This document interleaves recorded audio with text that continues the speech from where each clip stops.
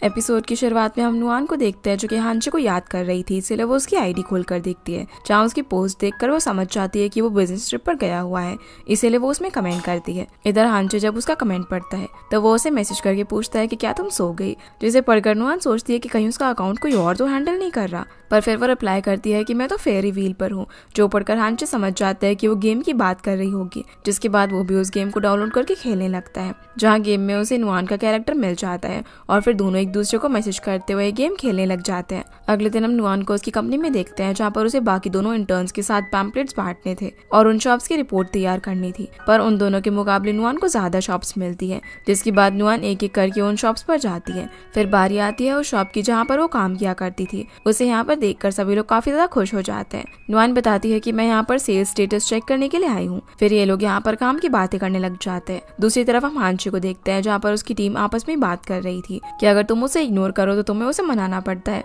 उसका favourite food लाना पड़ता है और उसे हक करना पड़ता है, जो सुनकर हांचे कहता है कि इतना सब। पर ये लोग तो यहाँ पर एक कैट के बारे में बात कर रहे थे। सभी हांचे को देखने लगते हैं कि भला तुम क्या सोच रहे हो। फिर हम हेलन को देखते हैं, जो कि तीनों इंटर्न्स के बारे में बॉस से बात कर रही थी। गाओमिंग तो काफी स्मार्ट है और शॉ के पास काफी एबिलिटीज है और नुआन काफी टैलेंटेड है, जो कि हर चीज में अपना बेस्ट देती है, पर बॉस हेलन को अभी उन्हें और ऑब्जर्व करने के लिए कहता है। सीन हम नुआन पर आता है, जिसे हेलन आज बिजनेस पर्पस के लिए डिनर की लोकेशन भेजती है। दूसरी तरफ हम शू को देखते हैं, जिसे डायरेक्टर उसकी एक्टिंग दिखाता है और बताता है कि भले ही मैं और तुम्हारे डैड अच्छे दोस्त हो, मगर एक्टिंग में स्किल्स होना चाहिए जो कि तुम्हारे पास नहीं है। ये सुनकर शू को काफी बुरा लगता है। डायरेक्टर कहता है कि अगर मैं चाहता तो तुम्हें कोई भी बड़ा रोल दे सकता हूँ, पर इस सब का क्या फायदा, क्योंकि जो रिक्वायर्ड स्किल्स है वो तुम्हारे पास है ही नहीं। सीन अब शिफ्ट होता है और हम नुआन को देखते हैं, जो कि डिनर की लोकेशन पर पहुंच चुकी थी। इधर हम हांचे को देखते हैं, जो कि उसी क्लब में गया हुआ था और वो गाओमिंग की बातें सुन लेता है, जिससे उसे पता चल जाता है कि नुआन भी यहाँ पर आई हुई है। दूसरी तरफ शू, जो कि आज की डायरेक्टर की बात को लेकर काफी अपसेट थी, वो काफी ज्यादा ड्रिंक कर लेती है। तभी वो ली का मैसेज देखती है, जिसमें उसे बताता है कि वो कहाँ पर है। अब ली तो वहाँ पर अपनी टीम और हांचे के साथ था, पर शू उसके पास वहाँ पर आ जाती है और हांचे भी नुआन से मिलने के लिए वहाँ से चला जाता है। सीन अब डायरेक्टर फू पर आता है, जिन्हें शाओ गेस्ट से इंट्रोड्यूस करवाकर वहाँ से चली जाती है। यहाँ पर गेस्ट नुआन को गाना गाने के लिए कहता है, जिस पर फू कहता है कि मैं गाना गाता हूँ, पर वो गेस्ट तो नुआन के पीछे ही पड़ गया था, इसलिए वो गाना गाना शुरू करती है। दूसरी तरफ हम ली को देखते हैं, जो कि शू को ढूंढता हुआ वहाँ पर पहुंच जाता है और जब वो उसे अपने साथ चलने के लिए कहता है तो शू मना कर देती है। वो बोलती है कि पहले ये सारी ड्रिंक्स खत्म करो, फिर मैं तुम्हारे साथ चलूंगी। इसलिए अब ली सारी ड्रिंक्स खत्म करता है और फिर शू को अपने साथ ले जाता है। सीना वापस से नुआन पर आता है, जिसका गाना सभी को काफी ज्यादा पसंद आता है और फू उसकी काफी तारीफ भी करता है, जिसे इस तरह हांचे बाहर से देख रहा था और गुस्से में अपने रूम में चला जाता है, जहाँ पर उसकी टीम काफी हैरान हो जाती है कि आखिर इससे क्या हो गया। इधर जब नुआन को और ज्यादा ड्रिंक करवाता है तो उसकी तबीयत काफी ज्यादा खराब हो जाती है, इसलिए वो वॉशरूम की तरफ भागती है और जब वो फ्रेश होकर बाहर आ रही थी तभी उसे हु का ड्राइवर मिलता है, जो उसे बताता है कि हु ने आपको अपनी कार में वेट करने के लिए कहा है। जिस बात से वो समझ जाती है कि वो किस तरीके का इंसान है, इसलिए वो ड्राइवर से वो बैग लेकर भागते हुए हु को ढूंढने लगती है और जब वो उसे मिलता है तो नुआन उसे हिट कर देती है और पूछती है कि क्या अगर मैं तुम्हारी बेटी होती तब भी तुम मेरे साथ यही सब करते। जो सुनकर वो गुस्से में उस पर चिल्ला पड़ता है और उसे मारने के लिए हाथ आगे बढ़ाता है, लेकिन इतने में ही हांचे वहाँ पर आकर नुआन को बचा लेता है और हु को अंदर ले जाकर बहुत मारता है। हांचे फिर बाहर आकर नुआन का हाथ पकड़कर उसे अपने साथ ले जाता है। तभी उसकी टीम वहाँ पर पहुंच जाती है, जिन्हें कुछ भी समझ नहीं आ रहा था कि आखिर ये आदमी कौन है और वो लड़की कौन है जिसके लिए हांचे ने इसे मारा। इधर हम शू को देखते हैं, जो कि आज डायरेक्टर की बातें उसे काफी ज्यादा दुखी थी और वो रोने लगती है कि मेरे पास कोई भी टैलेंट नहीं है, पर ली यहाँ पर उसे कंसोल करता है और कहता है कि तुम भी एक दिन जरूर शाइन करोगी। सीना फिर से हांचे पर आता है, जो कि नुआन को घर लेकर आ गया था। वो उससे पूछता है कि तुम यहाँ पर क्या कर रही थी, तो नुआन बताती है कि मैं अब हान के साथ नहीं बल्कि होको कंपनी के साथ काम कर रही हूँ। जो सुनकर वो उसे रिजाइन करने के लिए कहता है, तो नुआन पूछती है कि क्या तुम मुझे सैलरी दोगे, और वो कहती है कि मुझे कोई भी फर्क नहीं पड़ता कि मैं शॉप में कपड़े बेचूं या फिर एक शॉप से दूसरी शॉप पर भागूं, मेरा जो मन करेगा मैं वो करूंगी। इतना कहकर वो रोने लग जाती है, क्योंकि वो इस बात से भी काफी घबरा गई थी कि कहीं वो इस सब से गिव अप ना कर दे। जिसे इस तरह देखकर हांचे उसके बाल ठीक करता है और उसे कंसोल करने लगता है। नुआन बोलती है कि मेरे पास तो एक आइडल बनने तक का टैलेंट नहीं है, तो हांचे उसे गले लगा लेता है। सीना फिर से शू और ली पर आता है, जिन्होंने काफी ज्यादा ड्रिंक कर ली थी और वो रात से भर काफी ज्यादा एंजॉय करते हुए घर पहुंचते हैं, जहाँ शू तो उसे देखने लगती है और उसे किस कर देती है। पर ली उससे दूर हट जाता है और पूछता है कि क्या तुम जानती हो कि मैं कौन हूँ, तो शू उसका नाम लेती है और कहती है कि तुम ली हो। फिर जब वो शू को बेड पर सुला रहा होता है तो वो उसे हक कर लेती है और दोनों साथ में नाइट स्पेंड करते हैं। अगली सुबह जब शो की आंख खुलती है तो उसे पिछली रात का कुछ भी ठीक से याद नहीं होता, लेकिन जब उसे रियलाइज होता है कि ये उसने क्या कर दिया तो वो काफी ज्यादा परेशान हो जाती है। फिर जब वो रूम से बाहर आती है तो देखती है कि लू उसके लिए ब्रेकफास्ट बना रहा था, जो देखकर वो उसे अवॉइड करने की कोशिश करती है। पर ली खुद उसके पास जाकर उसे पिछली रात के बारे में बताने लग जाता है कि अगर हांचे को पता चला कि तुमने इतनी ड्रिंक कर ली थी। शू बोलती है कि प्लीज उसे मत बताना वरना बहुत ज्यादा प्रॉब्लम हो जाएगी। और जब वो उसे कल रात के बारे में और ज्यादा बात करने लगता है तो शू उसकी बात को बार बार काट देती है। ली उसे प्रॉमिस मांगता है कि वो आगे से कभी भी इतने ज्यादा ड्रिंक नहीं करेगी और अगर वो ऐसा करती भी है तो प्लीज मुझे मत बुलाना अपनी हेल्प करने के लिए। तो शू हंसते हुए उसे प्रॉमिस करके चली जाती है, लेकिन उसके जाने के बाद ली की आंखों से आंसू आने लग जाते हैं क्योंकि कल जो कुछ भी हुआ था शू ने अपनी मर्जी से नहीं बल्कि नशे की हालत में किया था। इसके बाद हम नुआन को देखते हैं जो फू से कहती है कि कल वू को मारने के लिए मैं अपने रिजाइन देने के लिए तैयार हूँ।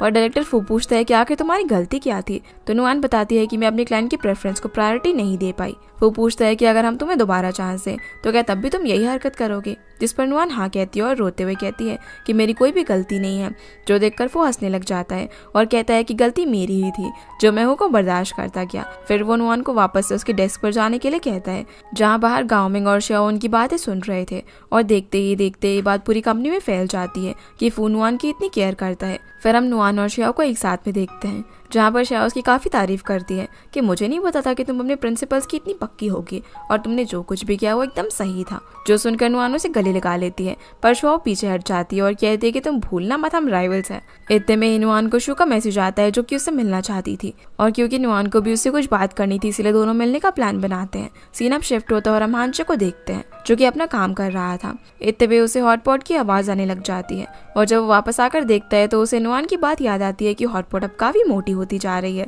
जिसके बाद हम नुआन और लिंजॉय को देखते हैं जो कि शू के साथ डिनर कर रही थी, जहाँ शू से बोलती है कि उसकी एक फ्रेंड ने ना अपनी फ्रेंड के साथ एक्सीडेंटली कुछ कर दिया है। इस पर नुआन पूछती है कि आखिर क्या कर दिया है, तो लिंजॉय पूछती है कि क्या वो दोनों इंटीमेट हुए हैं, जो सुनकर नुआन काफी शॉक हो जाती है और पूछती है कि आखिर वो ऐसा कैसे कर सकती है। शू बताती है कि उसकी फ्रेंड तो उस लड़की को अपने लिटिल ब्रदर की तरह मानती है और वो दोनों बचपन से एक दूसरे को जानते थे। तो नुआन बोलती है कि तब तो उसे उस लड़के के बिहेवियर को नोटिस करना चाहिए और उसके ओपिनियन को जानना चाहिए। फिर शू लिंजॉय से पूछती है कि क्या मेरे भाई के साथ तुम्हारी बात आगे बढ़ी, पर वो इतने ज्यादा बिजी रहती है कि उसे टाइम ही नहीं मिलता। और यहाँ बातों ही बातों में नुआन बताती है कि कल हांचे ने किस तरह उसकी मदद की, जो सुनकर शू काफी शॉक हो जाती है और कहते हैं कि तुमने मुझे पहले क्यों नहीं बताया। जिस पर लिंजॉय कहती है कि तुम तो कल उस लिटिल ब्रदर के साथ एंजॉय करने में बिजी थी, तो भला वो कैसे बताती, क्योंकि इन लोगों को पता था कि यहाँ पर शू अपने बारे में ही बात कर रही है। इसके बाद नुआन जब वापस से घर पहुंचती है तो हांचे उसे बताता है कि हॉटपॉट अब एक मॉम बन गई है, जो देखकर नुआन काफी ज्यादा खुश हो जाती है और हॉटपॉट को कांग्रेचुलेट करती है उसके 3 छोटे छोटे बेबीज के लिए। पर वो काफी दुखी भी थी क्योंकि अब वो तीनों को यहाँ पर नहीं रख सकती थी।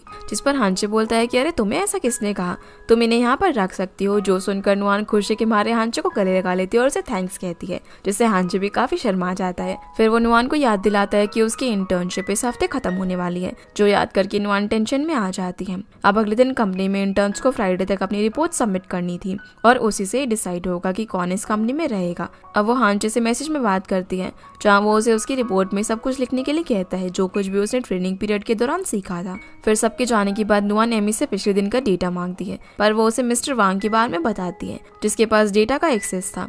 इसलिए नुआन उनके पास गिफ्ट बॉक्स लेकर जाती है और उसे सारा डेटा कलेक्ट कर लेती है। फिर वो घर पहुंचकर अपनी रिपोर्ट पर काम शुरू कर देती है। तभी वहाँ पर हांचे आ जाता है और उसे बताता है कि पिछले साल का डेटा इस साल से काफी अलग होगा, जिसे वहाँ पर अचानक देखकर नुआन पूछती है कि तुम अभी तक सोए नहीं, जिसके जवाब में वो बताता है कि तुम शोर ही इतना कर रहे हो कि मेरी नींद खुल गई। नुआन फिर वहाँ पर आके केक को देखकर काफी खुश हो जाती है जिसे हांचे ने अपने हाथों से बनाया था, पर नुआन उसे वापस से अपने रूम में भगा देती है और उस केक को देखकर काफी ज्यादा खुश हो जाती है। अगले दिन कंपनी में सभी इंटर्न्स की रिपोर्ट को फू देखता है। सबसे पहले बारी आती है श्याओ की, जहाँ वो अपनी रिपोर्ट सभी के सामने प्रेजेंट करती है। वो बताती है कि ये ब्रांड काफी आउटडेटेड है और इसे खुद को अपग्रेड करना होगा, जो सुनकर काफी एम्प्लॉइज बातें बनाने लग जाते हैं कि क्या ये अब हमें सिखाएगी। फिर बारी आती है गाओमिंग की, जो कि कंपनी की बहुत ज्यादा तारीफ की जा रहा था। वो कहता है कि मैं उस कंपनी में जी जान से काम करूंगा और ओवर टाइम करूंगा, जिसकी ऐसी बातें सुनकर सभी लोगों की हंसी नहीं रुक पा रही थी। अब जब नुआन की बारी आती है तो अपनी रिपोर्ट में बताती है कि जितने भी स्टोर्स में मैं गई थी वहाँ पर लार्ज साइज काफी डिमांड में था और ज्यादा स्टोर्स में वो आउट ऑफ स्टॉक था, जिसका मतलब ये है कि हमारा ब्रांड ऐसी लड़कियों को भी पसंद है जो कि ओवरवेट है, पर हमारे पास वो साइजेस की प्रोडक्शन उतनी नहीं है। जिसकी बातें सभी लोग बहुत ध्यान से सुनने लगते हैं। जिसके बाद उन्हें रिजल्ट का वेट करने के लिए कहा जाता है। जहाँ नुआन पानी पी रही थी तभी उसे गाओमिंग की आवाज आती है, जो चिल्लाकर कह रहा था कि मैं यहाँ से काम छोड़ रहा हूँ, और वो वहाँ से चला जाता है। जहाँ शाओ उसके पीछे जा रही थी, पर नुआन उसे रोकती है और बोलती है कि अगर मैं गाओमिंग की जगह होती तो मुझे तुम्हारी सिंपैथी की कोई जरूरत नहीं होती। इसका मतलब गाओमिंग को छोड़कर उन दोनों का सिलेक्शन जॉब के लिए हो चुका था। जब नुआन अपने डेस्क पर जाती है तो उसे हानचे का मैसेज आता है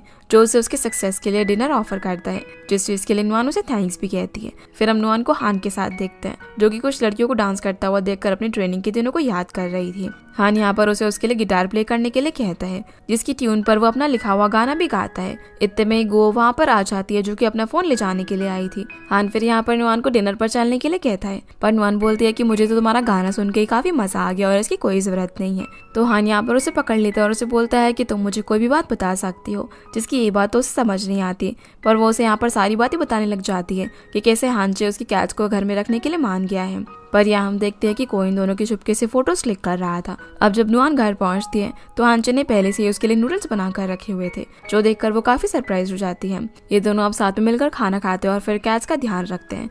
तभी डोरबेल बजती है और जब नुआन दरवाजा खोलती है तो हान उसके लिए क्रेफिश लेकर आया हुआ था, क्योंकि वो उसे डिनर पर नहीं ले जा पाया था और ये उसकी इंटर्नशिप को पास करने के लिए था। उसी वक्त हानचे वहाँ पर आता है और बोलता है कि उसकी सेलिब्रेशन हम लोग पहले ही कर चुके हैं। इतने में शिव भी वहाँ पर आ जाती है और उन्हें अंदर लेकर जाती है। वो इन लोगों न्यूज की हेडलाइंस दिखाती है जहाँ पर किसी ने हान और नुआन की फोटोज क्लिक करके वायरल कर दी थी कि ये दोनों कपल्स हैं। तभी हान को कंपनी से फोन आता है जो कि उसे उसी वक्त वहाँ पर बुलाते हैं, इसलिए उसे वहाँ से जाना पड़ता है जहाँ कंपनी में उसके बॉस उसे काफी डांट रहे थे क्योंकि उन्होंने ही पहले उसे फोन किया था। जहाँ लियू बोलता है कि हान अभी इतना फेमस नहीं हुआ है और इससे कंपनी को बहुत ज्यादा लॉस भी होने वाला है। पर बॉस को इस बात की फिक्र थी कि कहीं उनकी मेहनत खराब ना हो जाए, क्योंकि हान को यहाँ तक लाने में उन्हें 4 साल की मेहनत लगी थी।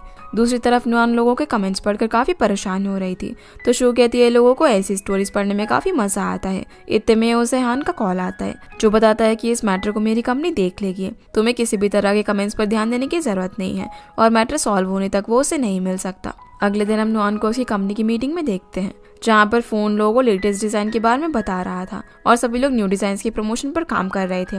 जिसके बाद एक स्टाफ उन्हें समझाता है कि जितनी जल्दी वो अपना प्रपोजल सबमिट करेंगे उतना जल्दी वो आगे प्रोसीड कर पाएंगे। नुआन भी शाओ से कहती है कि हमें डिजाइनर से मिलना चाहिए ताकि हम उनका पॉइंट ऑफ व्यू भी समझ सके, पर शाओ कहती है कि हमें इसकी कोई जरूरत नहीं है। जिसकी ऐसी बात सुनकर नुआन को अकेले ही काम करना पड़ता है और वो सभी से डिजाइनर के बारे में पता करने लगती है, जहाँ किसी तरह से उसे उसका नंबर मिल जाता है। घर पर हम हानचे और शू को देखते हैं जिनसे अच्छे से मिले बगैर ही नुआन अपने घर में चली जाती है, जिसे ऐसे देखकर हानचे बताता है कि उसे काम का काफी प्रेशर है, जो सुनकर शू कहती है कि तुम्हें तो कुछ ज्यादा ही उसके बारे में पता है। वहीं हम नुआन को देखते हैं जो कि डिजाइनर को मेल करती है और उसे उनके कॉन्सेप्ट के बारे में पूछती है। इतने में शू वहाँ पर आ जाती है और उसे बोलती है कि आखिर तुम्हें वो काम मिल ही गया जो तुम हमेशा से करना चाहती थी। जिस पर नुआन कहती है कि पहले मुझे ये काम पसंद नहीं था पर अब मुझे ये काफी पसंद है। लाइफ हमेशा आपको सेकंड चांस जरूर देती है और ये चीज आपको पहचाननी होती है कि वो दरवाजा है या फिर वॉल जो आपकी सक्सेस के बीच में है। अब जब नुआन काम करते करते टेबल पर सो जाती है तभी उसे लिली का कॉल आता है, जिससे वो डिजाइन की इंस्पिरेशन, कॉन्सेप्ट और भी काफी सारे डिटेल्स के बारे में पूछती हैं। अब अगले दिन हम कंपनी में देखते हैं कि सारी लड़कियां किसी हैंडसम लड़के को देखने के लिए गई हुई थी जो कि कोई और नहीं बल्कि हानचे था, जिसे वहां पर देखकर नुआन अपना चेहरा छुपा लेती है। मीटिंग में फू सभी लोगों को हानचे से इंट्रोड्यूस करवाता है, जहाँ पर वो उसके विजुअल स्किल्स की काफी तारीफ करता है और वो उनकी कंपनी को इस प्रोजेक्ट में भी ज्वाइन कराने वाला था। जो सब देखकर नुआन शाओ से कहती है कि क्या ये इतना फेमस है, तो वो बताती है कि ये तो उससे भी कहीं ज्यादा फेमस है क्योंकि उसे विजुअल आर्ट्स के काफी सारे अवार्ड्स मिले थे। फिर केविन प्रोजेक्ट की पूरी प्लानिंग बताता है जो कि हानचे को गाइड करेगी और नुआन को एक्सेसरीज संभालने का काम मिलता है। मीटिंग खत्म होते ही नुआन तो यहाँ से भागने लग जाती है पर हानचे उसे रोक लेता है और एक गिलास पानी मांगता है। फिर जब हानचे अपनी टीम के साथ था तो वो लोग यहाँ पर बात कर रहे थे कि आपको अपनी कैट्स का ध्यान रखना चाहिए, उनके साथ सोना चाहिए और उनके साथ टाइम स्पेंड करना चाहिए। कैट्स काफी जेलस किस्म की होती है। इतने सारे पॉइंट्स को लिखने के लिए वो अपनी डायरी निकाल लेता है, जिस पर उसका टीम मेंबर बोलता है कि अरे आपकी मेमोरी तो इतनी शार्प है, तो बोला आपको ये सब लिखने की क्या जरूरत। पर यहाँ तो हानचे नुआन की बात कर रहा था। वो बताता है कि मेरे पास एक वाइल्ड कैट भी है। फिर हम शू को देखते हैं जिसका आज सेट पर आखिरी दिन था। वो डायरेक्टर के पास जाती है और उसे कहती है कि आपने मेरी एक्टिंग के बारे में जो कुछ भी कहा था उससे मुझे काफी बुरा लगा, लेकिन वो सब कुछ सच था। फिर वो बताती है कि मेरा बैकग्राउंड हमेशा से ही ऐसा रहा है कि मुझे कभी किसी चीज की कमी नहीं हुई, इसी वजह से मैं एक्टिंग करियर में यहाँ तक आ पाई। पर अब मैं अपने आप को जान चुकी हूँ। जिसकी बातें सुनकर डायरेक्टर उसके सर पर हाथ रखता है क्योंकि थी तो वो उसकी बेटी की तरह। फिर जब वो ली के साथ थी तो वो उसे हिम्मत देता है और उसे न्यू ग्रुप को ज्वाइन करने के लिए कहता है, पर शू बोलती है कि मैंने अभी सबसे गिव अप कर दिया है और ये काम कभी भी नहीं करूंगी। जो सुनकर ली कार रोक देता है। शू से बताती है कि एक्टर बनना मेरा सपना नहीं था बल्कि पॉपुलर होना मेरा सपना था और नुआन को अपने काम में इतना मेहनत करता हुआ देखकर मैं समझ गई कि मैं किसी और चीज के लिए बनी हूँ।